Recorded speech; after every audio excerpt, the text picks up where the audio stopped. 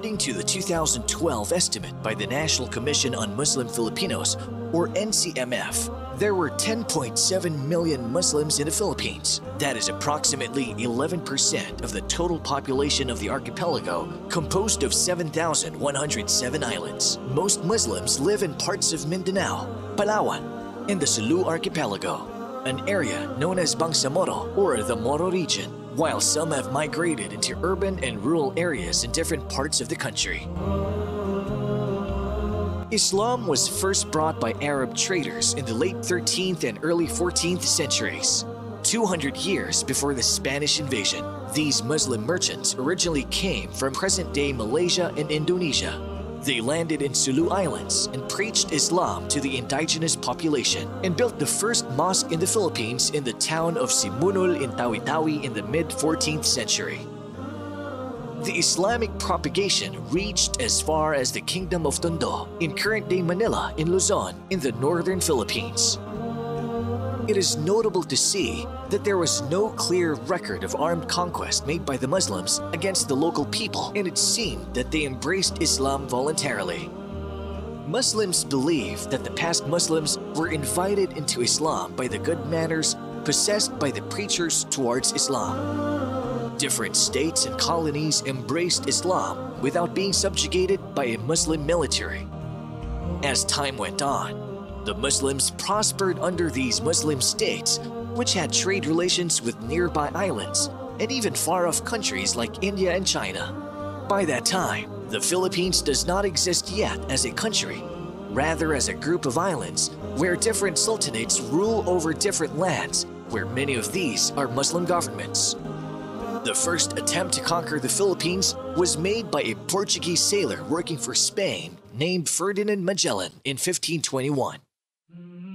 He is also known for leading the fleet of ships that is first to circumnavigate the world. He was able to convert some people to Christianity according to historians, but he failed in Christianizing and conquering Mactan and Cebu in the central Philippines when a local Muslim chieftain, Lapu-Lapu, led a counterattack against the superior fighting force of the Spaniards, who were armored and wielded firearms. Lapu-Lapu led a group of warriors armed with machetes, sword, and bamboo spears and fought the well-armed and armored conquerors on the seashore. Lapu-Lapu killed Ferdinand Magellan, thus earning himself the title as the first Filipino freedom fighter. Lapu-Lapu is continually remembered today by having his silhouette used by the Philippine National Police in their official seal as a sign of bravery. When the Spanish returned to the Philippines in the mid-1500s, after the failure of Ferdinand Magellan to conquer Cebu, they conquered Manila, where they encountered more Muslims under the leadership of Raja Sulaiman, whose castle stood in the area now known as Intramuros. This discovery led them to call the Filipino Muslims as Moros, which is in reference to the Moors who occupied Spain for more than 800 years, whom they have recently conquered by invading Andalus or Muslim Spain. In 1575, the Spanish started spreading Catholicism in the Philippines through the use of missionaries. But these missions are often accompanied also by conquest and invasion, where the vanquished Filipinos are subjected to forced labor and other cruelties. This has been recorded in history as an era of human rights abuse that even the non-Muslim freedom fighters and the intellectuals like Jose Rizal and Andres Bonifacio tried to address. Though much of the Philippines converted, the Moros, however, stood firm in their faith. Great Muslim leaders such as Sultan Kudarat of Mindanao and Raja Sulaiman of Manila continued the legacy of Lapu-Lapu in their fight for freedom. Upon the fall of Muslim territories in Luzon and Visayas in the central Philippines, most Muslims fled to the Muslim strongholds in the area that is now known as Muslim Mindanao or Bangsamoro. The Moros have a history of resistance against Spanish, American, and Japanese rule for over 400 years. But now, since the cessation of hostilities between the government and the Muslims, the Moros are collectively known as progressive partners to peace and progress of the Philippine government. More than that, the Muslims are going farther in teaching the people the real message of Islam. Islam came from the Arabic root word aslama, which means to surrender, and another word salam, which means peace. Followers of Islam are called Muslims. A Muslim, therefore, is someone who surrendered himself to Allah and is at peace with his Lord and all other creations.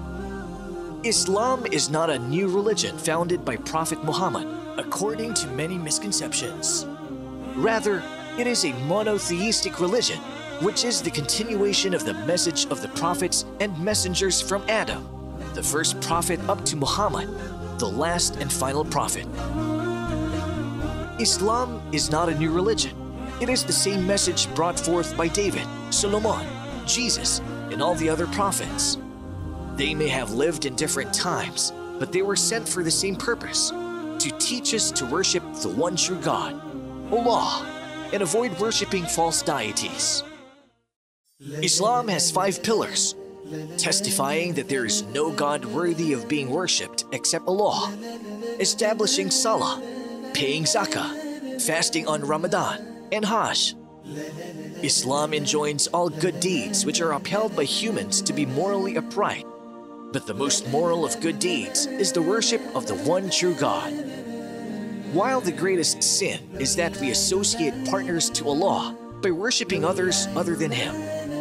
All these are strictly enforced, as Islam prohibits vice and other immoralities such as cheating, fornication, and terrorism. Allah is the proper name of God, the Creator and Sustainer.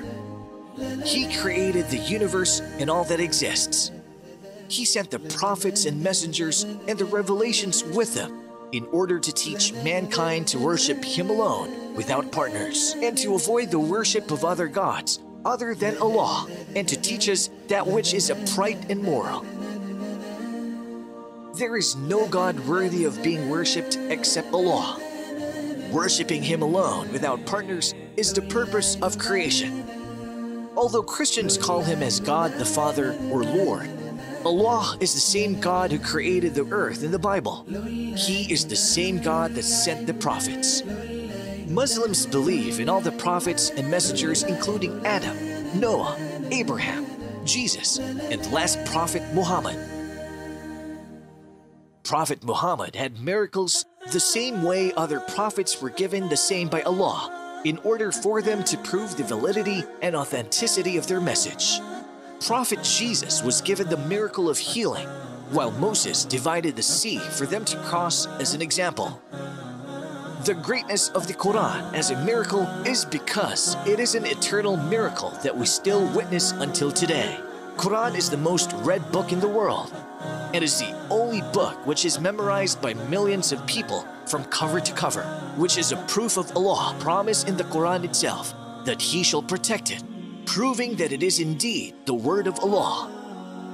Recently, scientists, Muslims and non-Muslims alike, discovered many scientific miracles in the Quran. The Quran has been speaking about geology, outer space, biology and others since it was revealed 1,400 years ago. A Muslim is a person who surrendered himself to Allah by acknowledging His oneness. He is also subservient to Allah by being obedient to Him and avoiding what He prohibited. He avoids any form of cooperation or having to do with worshiping anything or anyone other than Allah.